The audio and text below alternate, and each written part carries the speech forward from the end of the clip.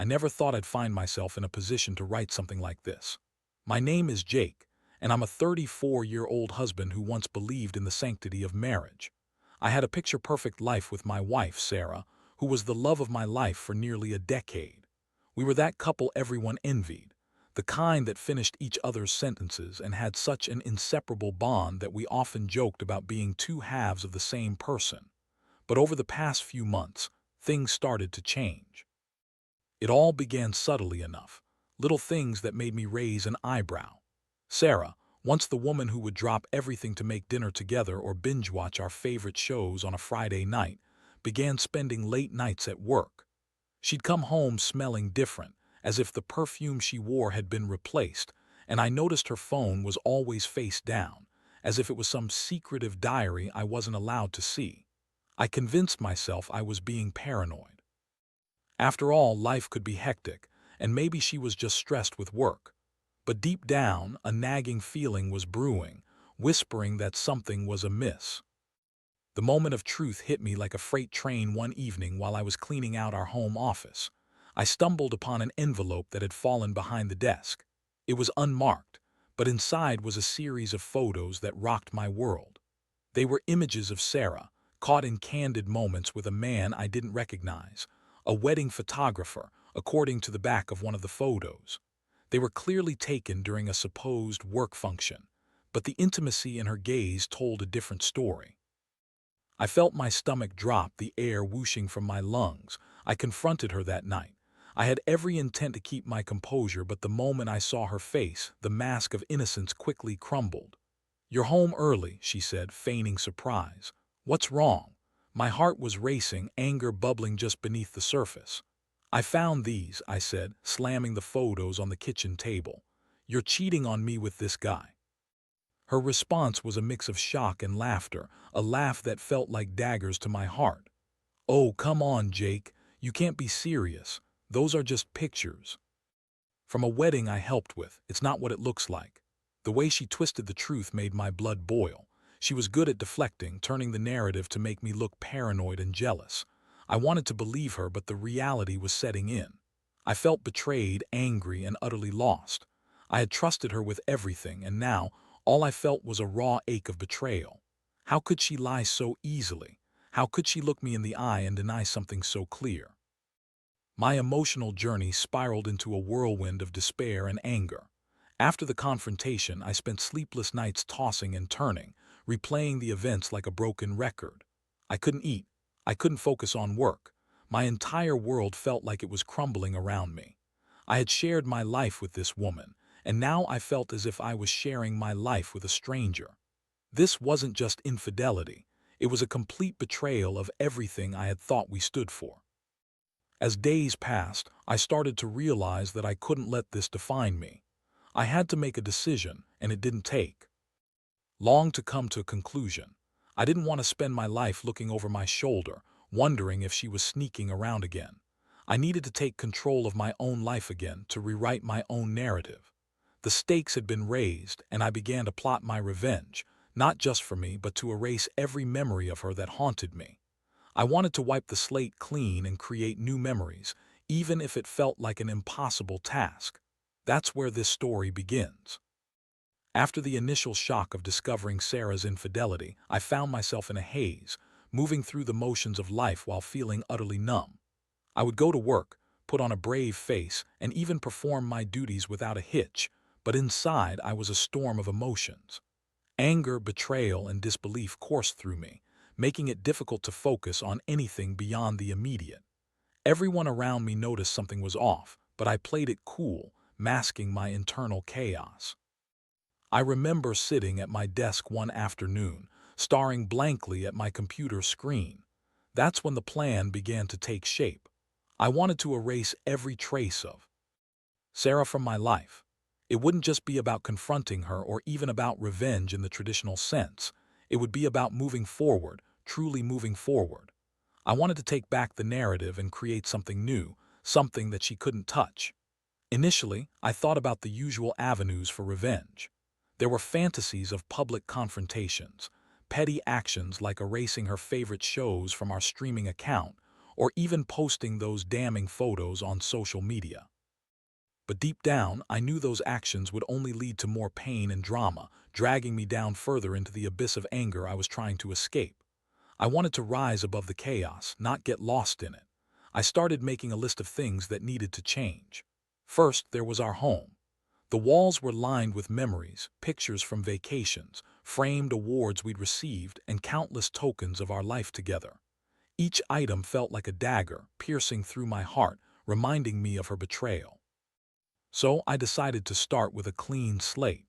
I would redecorate the house, changing every room until it felt foreign to me, the way Sarah made our relationship feel foreign in the end. I began the transformation slowly, making small changes at first. I removed all the photographs of us from the walls. It felt surreal as I took down each frame, the memories flooding back, but I steeled myself against the tide of emotions. I packed up the pictures and put them in a box, sealing it tightly before shoving it into the corner of the garage, out of sight and out of mind. I replaced them with art that resonated with my newfound determination, abstract pieces that screamed independence and strength. I even changed the scent of the house. The vanilla candles Sarah loved were tossed aside in favor of fresh, invigorating scents like eucalyptus and citrus. I wanted my home to feel like a new beginning, something that reflected who I was aiming to become rather than who I had been as a couple. It was a small victory but significant enough to inspire me to keep pushing forward. Next, I turned my attention to my social life. I started distancing myself from friends we had in common. It was painful to lose those connections, but I couldn't bear the thought of running into Sarah in social situations, or worse, hearing about her from a mutual friend. I sought out new friendships, joining clubs and attending events where I could meet new people. It was liberating to be in environments where no one knew my past, where I could rebuild my identity from scratch. One evening, at a local bar where I had started hanging out, I met a woman named Emily. She was vibrant and full of life, with an infectious laugh that made me forget my troubles, even if just for a moment. We hit it off immediately, sharing stories over drinks and laughing like we'd known each other for years. She didn't know about my past, nor did I feel the need to tell her. The connection felt fresh and exciting, and for the first time in months I felt a flicker of hope. But there was still a ghost lingering in my mind. I hadn't confronted Sarah about her affair since the initial discovery. It ate away at me, the unresolved feelings festering like an open wound. I realized I needed to have one final conversation with her, not just to clear the air, but to help me close this chapter once and for all. I decided to invite her over, knowing that the confrontation would not only be cathartic, but also serve as the final nail in the coffin of our relationship. I would lay everything bare, express the hurt she caused me, and then firmly shut that door. I wanted to make it clear that I was moving on and that she would no longer be a part of my life. As the day approached, I felt a mix of anxiety and determination. I was ready to face her, ready to tell her how her betrayal had shattered me and how I had begun to rebuild my life without her. That was the last piece I needed to put in place before I could truly move on. I needed to finish the story I had started. A new narrative was about to unfold, and I wouldn't let her take it from me. The day of the confrontation arrived, and I felt a whirlwind of emotions churning inside me. I spent the morning packing around the house, replaying conversations in my mind, rehearsing my words like a script. I wanted to be calm but assertive, firm in my stance yet open enough to listen to whatever excuses she might throw my way. I knew she would try to charm her way out of this one, just as she had during our initial confrontation, but I was prepared. When Sarah arrived, I noticed the subtle shift in her demeanor. She walked in with an air of confidence, or perhaps it was bravado. Either way, she was wearing that same perfume that had pierced my gut the first time I caught a whiff of it on her. It felt like a statement, a final touch of intimacy with the other man. I fought the urge to react, instead inviting her to sit at the kitchen table where I had spent countless hours imagining a future with her.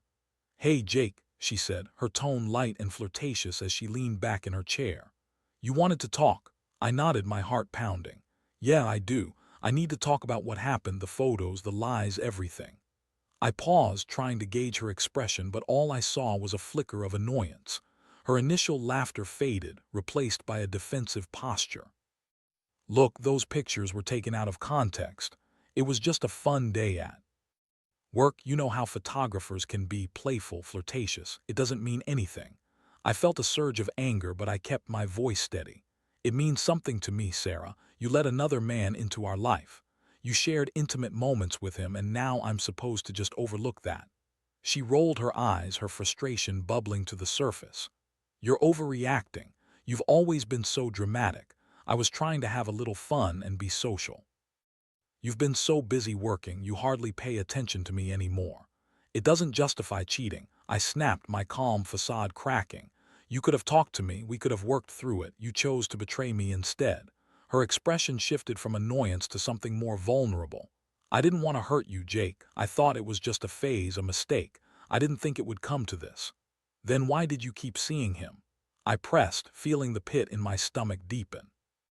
Why didn't you just tell me? I didn't think it would be a big deal, she stammered, but I could see the cracks in her confidence. I pushed on, needing her to understand the gravity of her actions. It is a big deal, Sarah. You broke my trust. You took our life, our love, and turned it into a joke. I need you to understand how deeply you've hurt me. For a moment, silence filled the room. I could see the weight of her choices settling on her shoulders. Part of me wanted to feel pity for her, to reach out and comfort her, but that feeling was drowned out by the betrayal that had consumed my life for months. Had to stand my ground. I'm done, Sarah, I finally said, my voice steady. I can't keep pretending everything is fine. I've already started to rebuild my life without you. I deserve better than this. Her expression shifted. There was a flicker of fear mingled with realization. You're serious? She asked, her voice wavering. You're really going to throw everything away just like that? Yes, I replied, feeling oddly empowered.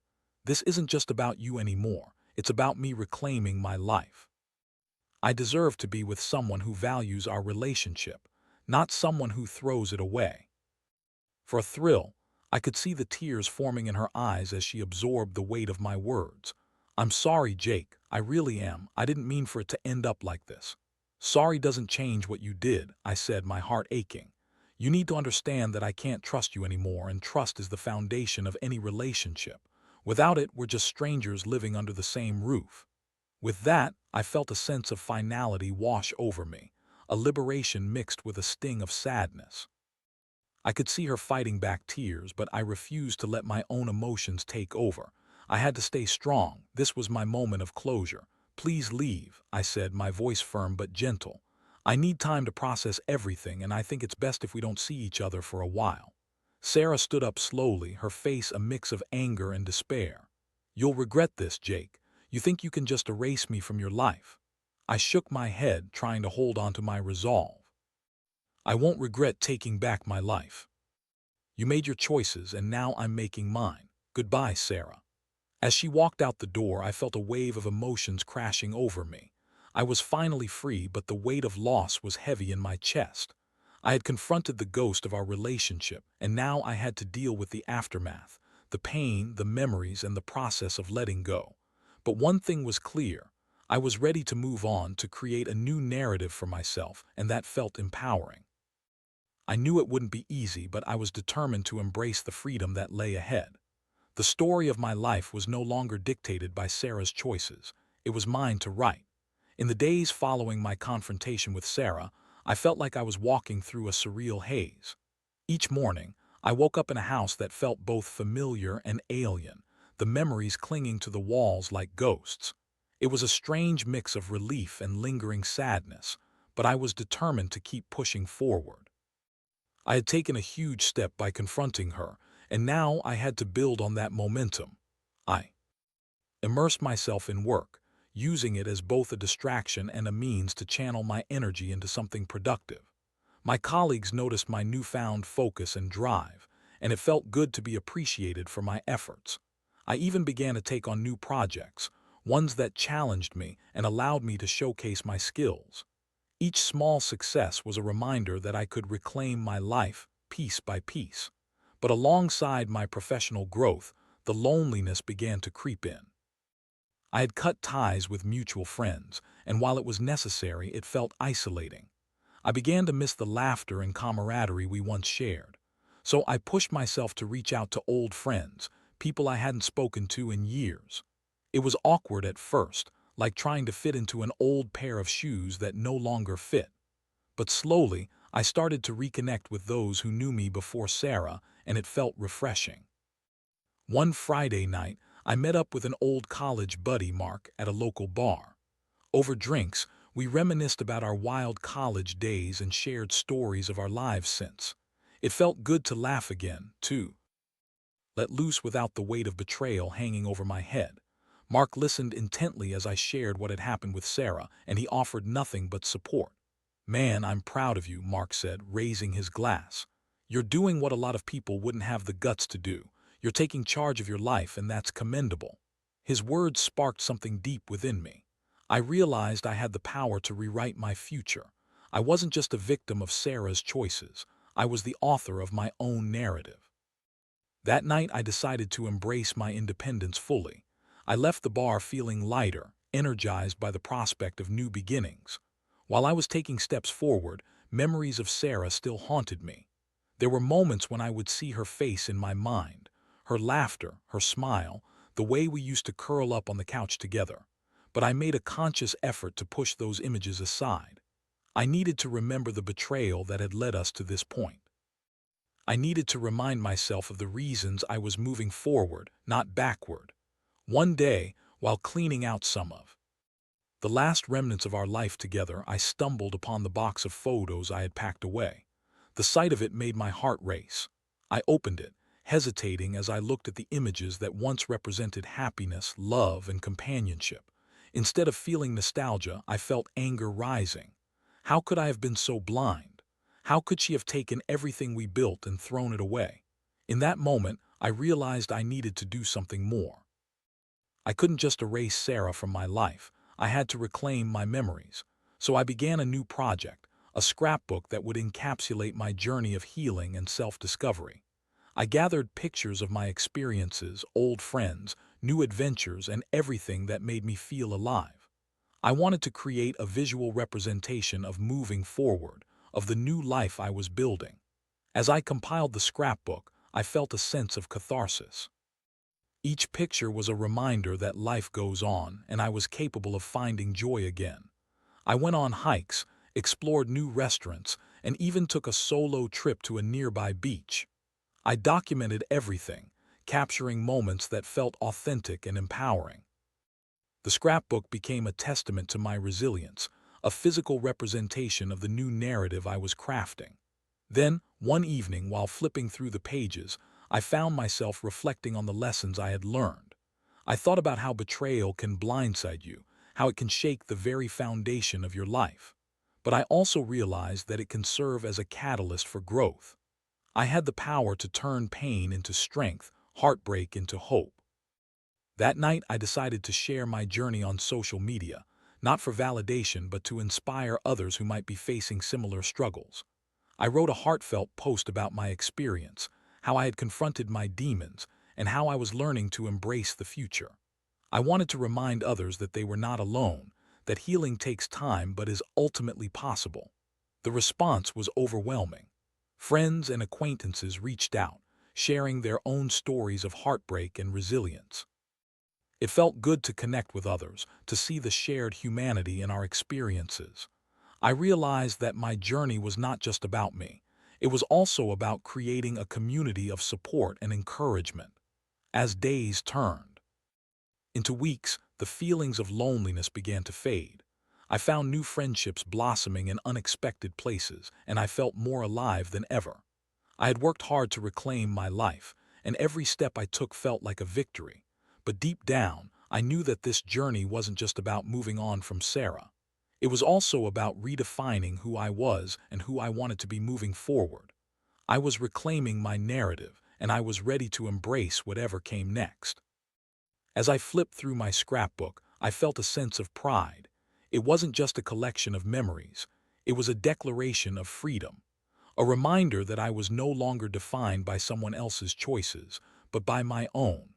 As the weeks went by, I found myself in a rhythm of newfound independence.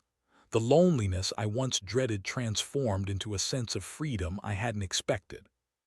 I was learning to enjoy my own company, taking myself out on dates to new restaurants and exploring places I'd always wanted to visit but never had the time to. Each day brought new opportunities for growth, and I was embracing every moment. Through my efforts to reconnect with old friends and form new relationships, I developed a diverse support system. I joined a local hiking club and started going out with my new friends, experiencing the thrill of adventure and the joy of camaraderie. It was exhilarating, and for the first time in a long while, I felt genuinely happy. But even in the midst of my healing, there were still challenges. Occasionally, I would see Sarah in passing, either at the grocery store or while out with friends. Each encounter sent my heart racing, but I had learned to maintain my composure. I would remind myself of the strength I had gained and the choices I had made. She was a chapter of my life that had closed, and I was ready to write the next one. One evening, I was out with my hiking group when I met someone named Mia. She was adventurous and had a zest for life that was contagious. As we chatted along the trails, I felt a connection I hadn't felt in a long time. We exchanged numbers, and I was surprised by how excited I was to get to know her better. It felt like I was stepping into the world of dating again, a world I had thought I'd lost forever. As we began spending time together, I found myself opening up in ways I hadn't expected. I told her about my past, about Sarah, and how I was learning to navigate life on my own terms. Mia listened intently, never judging, always supportive. It felt refreshing to share my story with someone who understood the importance of moving on. Despite my growing feelings for Mia, I was cautious. I didn't want to rush into anything or let my past cloud my new beginnings. But as we continued to date, I couldn't help but feel drawn to her. She was kind, understanding, and passionate about life. With each date, I found myself laughing more and more, rediscovering a joy that I had thought was lost forever. Then, one evening after a particularly fun day hiking and exploring a nearby waterfall, Mia and I sat on a blanket under the stars. The moment was perfect, peaceful, and serene. I felt a flicker of vulnerability as I turned to her, my heart racing. "I really like you, Mia," I confessed, watching her face light up with a smile. "I like you too, Jake," she replied, her eyes sparkling. "I admire your strength. It takes courage to rebuild after everything you've been through." Her words resonated with me. For the first time, I felt like I was moving beyond the shadows of my past. I was building a future with someone who valued me, not someone who betrayed my trust. It was liberating, and as we shared more intimate moments, I slowly began to let go of the fear that had lingered in my heart. However, the emotional baggage from my past still lingered. I would occasionally find myself plagued by insecurities, wondering if I was worthy of love again. Could I truly open my heart without fear of being hurt once more? I realized that these feelings were normal and I needed to communicate them with Mia. One night, as we cuddled on the couch, I took a deep breath. "I want to be honest with you," I started, feeling nervous. "I've been hurt before, and sometimes that fear creeps back in. I don't want to sabotage what we have, but I need you to know where I'm coming from." Mia looked at me with understanding in her eyes. "I appreciate your honesty, Jake. We all have our past, but that doesn't have to define what we have now. I'm here for you, and I want us to build something meaningful together." Her reassurance meant the world to me. It felt like a healing balm on the wounds I had carried for too long. I realized that love wasn't about forgetting the past. It was about learning from it and allowing it to shape the future. I was finally ready to embrace this new chapter fully. As my relationship with Mia blossomed, I also continued to work on myself. I attended therapy sessions where I unpacked my feelings about Sarah and the impact of her betrayal. It was a safe space where I could voice my fears and insecurities, and I was encouraged to take ownership of my healing. Through therapy, I learned that healing isn't linear. It's a process filled with ups and downs. There were days when I felt strong and hopeful, and others where doubt crept in. But I was committed to the journey, knowing that each step brought me closer to the person I wanted to be. One afternoon, I found myself in my living room, surrounded by the scrapbook I had created. Flipping through the pages, I felt a sense of pride. Each image told a story of resilience and bravery. It was like looking at a timeline of transformation, a visual representation of my journey from heartbreak to healing. I took a moment to reflect on everything that had happened, the pain, the betrayal, the confrontation, and ultimately the decision to move on. I felt grateful for the lessons learned and the strength I had discovered within myself. It was a testament that even in the face of despair, one can rise again. As I continued to build a life filled with new memories and connections, I found myself embracing a brighter future. I was no longer shackled by the past. Instead, I was ready to step into the world with open arms, ready to face whatever came next. My journey had just begun, and I was excited to see where it would lead. As the months rolled on, the changes in my life became more pronounced. I felt a sense of peace I hadn't experienced in a long time, and I was finally embracing the person I had become, a stronger, more resilient version of myself. The shadows of my past had faded, and I was diving headfirst into the present. My relationship with Mia deepened, and each moment we shared felt more authentic and genuine. We enjoyed long hikes, spontaneous road trips, and quiet nights filled with laughter and deep conversations. I had learned to be vulnerable again, and I was amazed at how liberating it felt to open my heart to someone new. One evening, as we strolled hand in hand through a local park, I felt an overwhelming sense of gratitude. I turned to Mia, the soft glow of the setting sun illuminating her face. "Thank you for being patient with me," I said, my voice earnest. "I know I've struggled with trust, but you've shown me it's possible to love again." She smiled, the warmth of her gaze wrapping around me like a comforting blanket. "You deserve happiness, Jake. We all have our baggage, but it's how we choose to move forward that truly matters." Her words resonated deeply, solidifying the bond we had created. I realized how far I had come from the day I confronted Sarah. I was no longer just a man trying to escape the pain of betrayal.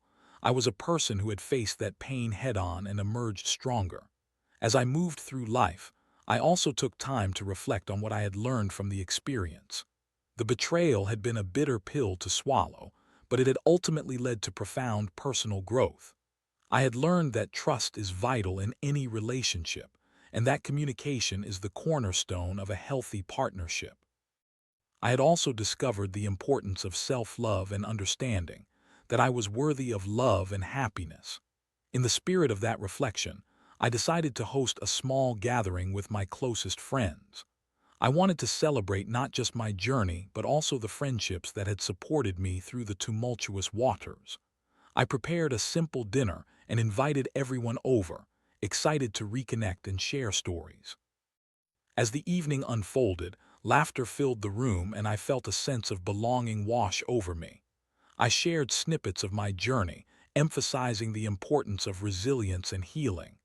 My friends listened intently, their support evident in their smiles and encouraging words. At one point, I looked around. The room, filled with faces that had stood by me through thick and thin. I realized that while the betrayal had been painful, it had also led me to a place of profound understanding and empathy. I had learned that everyone carries their own burdens and that our shared experiences can create beautiful connections. As the night came to a close, I found myself standing on my balcony looking out at the stars. Mia joined me, wrapping her arms around my waist. "What are you thinking about?" she asked softly. I took a deep breath, feeling content. I was just reflecting on how far I've come. It's easy to get lost in the pain and forget that life can be beautiful again. Mia leaned her head on my shoulder. "You've done the hard work, Jake. You've turned your pain into strength. I admire that about you."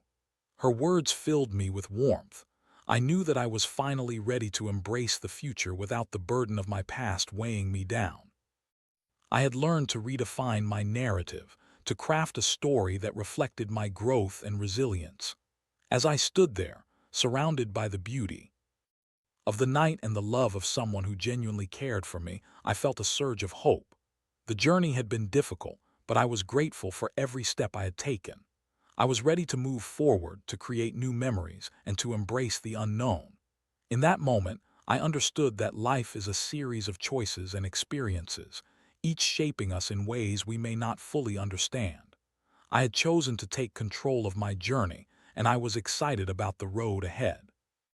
Whatever challenges may come, I knew I could face them head-on, armed with the lessons of the past and the promise of a brighter future.